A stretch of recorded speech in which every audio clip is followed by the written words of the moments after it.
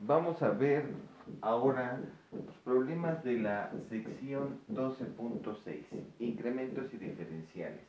Ya habíamos nosotros comentado algo acerca de los incrementos y diferenciales.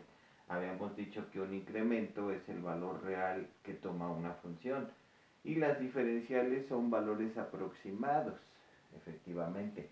Que habíamos comentado también que si los incrementos de las variables son muy pequeñitos, las variaciones en las variables son pequeñitas, entonces el incremento y la diferencial podrían ser igual. Vamos a ver este problema, el ejercicio número 35 de la sección 12.6. Me dice así: la medición del radio y la altura de un cono circular recto son 5 pulgadas y 10 pulgadas.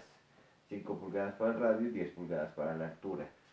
Hay un error posible de hasta un décimo de pulgada en cada medición.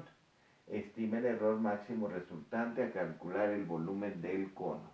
Bien, entonces estamos hablando de tener un radio inicial de 5 pulgadas, ¿verdad?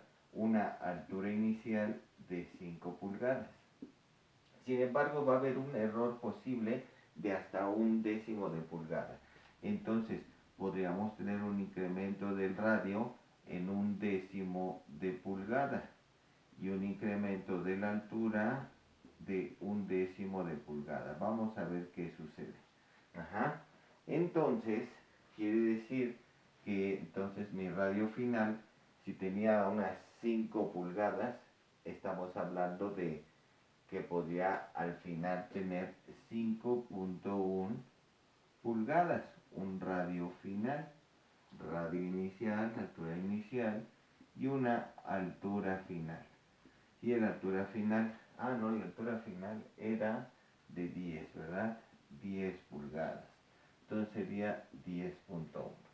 Entonces ya tenemos ahí algunos datos. La pregunta es, ¿qué quiero calcular? Estima el error máximo resultante al calcular el volumen de un cono. Como este cono era un cono circular recto, entonces tendríamos una cierta altura h y un cierto radio r. ¿Cuál es el volumen de un cono? Díganme ustedes, volumen de un cono.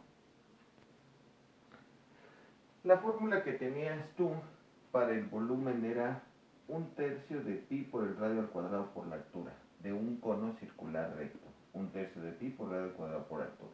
Bien, entonces, ¿qué es lo que estoy haciendo aquí? Calculando primero la forma del valor exacto, o sea, el incremento.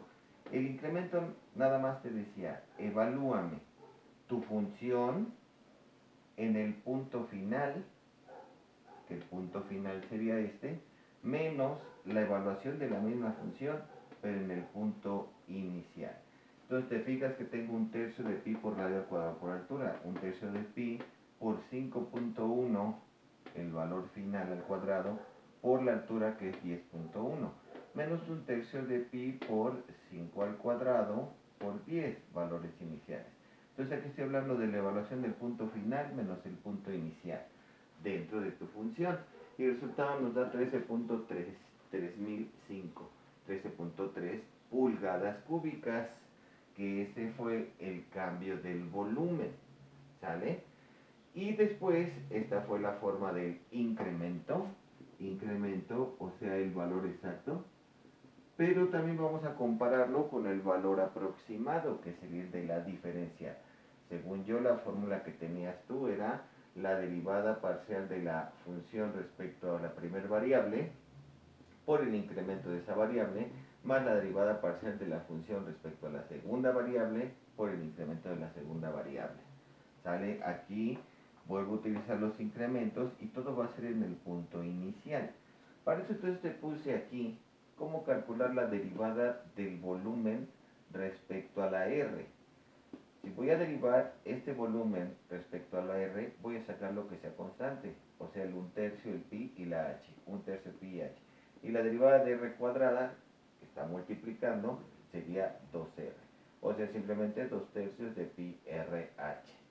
Asimismo, si saco la derivada parcial del volumen, pero ahora respecto de h, voy a sacar todo lo que sea constante, o sea, el 1/3 pi r cuadrada ¿Y cuál sería la derivada de la h? Con respecto de la h sería solamente 1, multiplicando 1/3 de pi por radio al cuadrado.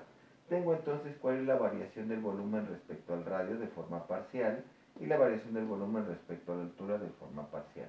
Estos se van a evaluar en el punto inicial, así como lo dijimos en el video pasado. Y entonces ya simplemente sería 2/3 de pi RH por punto 1, ya que el incremento del radio me decía que era 1/10 de pulgada, entonces punto 1 de pulgada. Y también asimismo en el radio y en la altura. Ahí está el incremento de R, incremento de H, en ambos casos nos daba lo mismo, así nos lo decía el libro. Puede haber un error posible de hasta 1/10. Bien, entonces ya multiplicamos tercios pi por el valor inicial, es importante muchachos. 5/10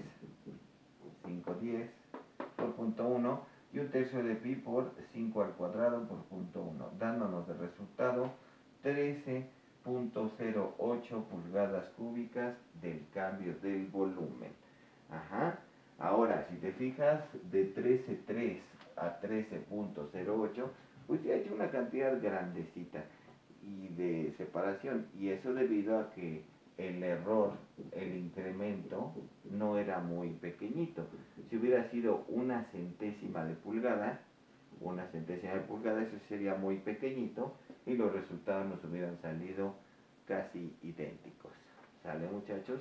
Entonces, si gustas también aquí puedes escribirme que el incremento no era más que la evaluación de la función en el punto final en R final, H final, menos la evaluación de la función, que era el volumen en este caso, si quieres le pongo aquí volumen, pero en el punto inicial, R inicial, H inicial. Aquí está. Y ya nada más está la forma de cómo lo evaluamos directamente. Chequen su resultado en el libro, pues ha de ser parecido a esto.